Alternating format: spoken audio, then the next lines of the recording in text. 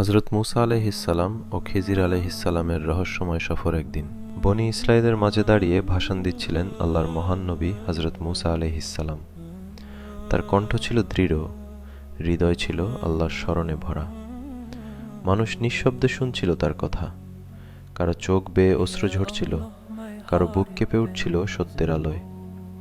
ঠিক তখনই একজন মানুষ দাঁড়িয়ে প্রশ্ন করল, হে আল্লাহর নবী, পৃথিবীতে সবচেয়ে জ্ঞানী মানুষ কে?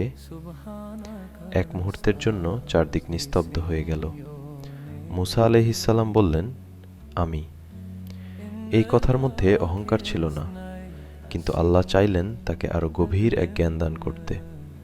ওহী নাজিল হলো, হে মুসা, আমার এক বান্দা আছে যার কাছে এমন জ্ঞান আছে যা তুমি জানো না।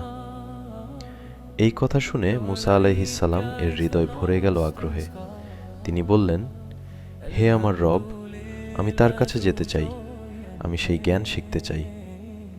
আল্লাহ বললেন, একটি মাছ সাথে নাও, যেখানে মাছটি জীবিত হয়ে পানিতে চলে যাবে সেখানেই তুমি তাকে পাবে।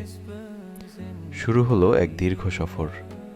তার সাথে ছিল এক যুবক সঙ্গী আর একটি মৃত মাছ। পথ দীর্ঘ ছিল, সূর্য ধীরে ধীরে পশ্চিমে ঢলে পড়ছিল। ক্লান্তি এসে ঘিরে ধরেছিল তাদের। একসময় তারা একটি বড় পাথরের পাশে বিশ্রাম নিল।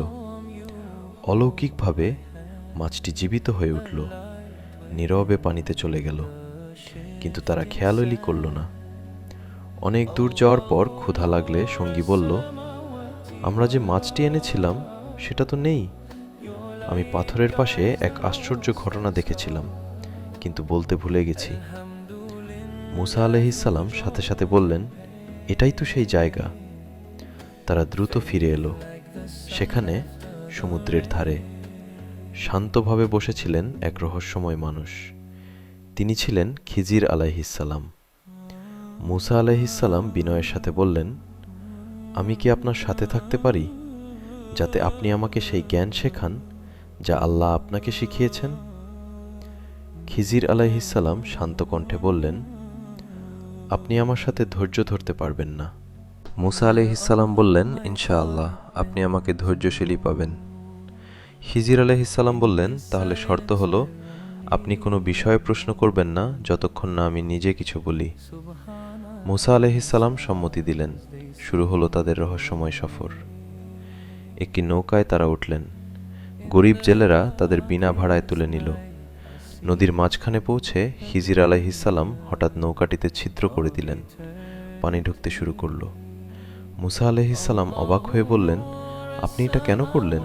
এরা তো আমাদের সাহায্য করেছে। খিজির আলাইহিসসালাম শান্তভাবে বললেন, আমি কি বলিনি আপনি ধৈর্য ধরতে পারবেন না? মুসা আলাইহিসসালাম লজ্জিত হয়ে বললেন, আমি ভুলে গিয়েছিলাম, আমাকে ক্ষমা করুন। তারা সামনে এগিয়ে গেল। পথে একটি নিষ্পাপ শিশুর সাথে দেখা হলো। হঠাৎ খিজির আলাইহিসসালাম তাকে হত্যা করলেন। চারদিক স্তব্ধ হয়ে গেল। মুসা আলাইহিসসালাম কাপা কণ্ঠে বললেন, একটি নিষ্পাপ প্রাণ, আপনি কেন তাকে হত্যা করলেন? এটা তো ভয়ঙ্কর অন্যায়। খিজির আলাইহিসসালাম বললেন, আমি কি বলিনি আপনি ধৈর্য ধরতে পারবেন না? বললেন, এরপর যদি আমি কিছু জিজ্ঞেস করি তাহলে আপনি আমাকে আর সাথে রাখবেন না। তারা আবার পথ চলতে লাগলেন। একটি জনপদে পৌঁছালেন। তারা ক্ষুধার্ত ছিল, কিন্তু কেউ তাদের খাবার দিল না।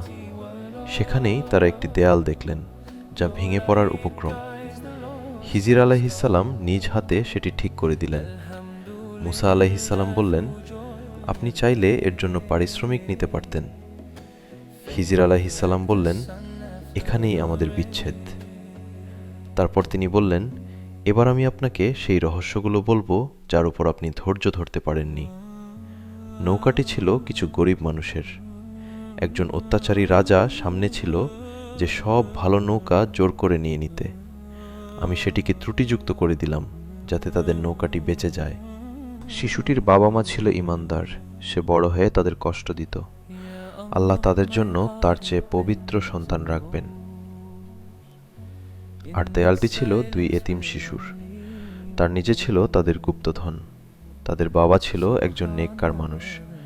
তাই তোমার রব চাইলেন তারা বড় হলে নিজেরাই সেটা বের করুক।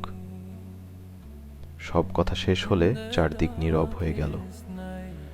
মুসা আলাইহিসসালাম বুঝলেন মানুষ যা দেখে তার পেছনে আরও গভীর সত্য লুকিয়ে থাকে। আল্লাহর প্রতিটি ফয়সালার মধ্যেই থাকে হিকমা, যদিও আমরা তা সঙ্গে সঙ্গে বুঝতে পারি না। তাই যখন জীবনে কোনো ঘটনা তোমাকে কষ্ট দেয়, যখন কোনো কিছু অন্যায় মনে হয়, তখন মনে রেখো আল্লাহ সব দেখেন, সব জানেন, আর তিনি কখনোই অন্যায় করেন না।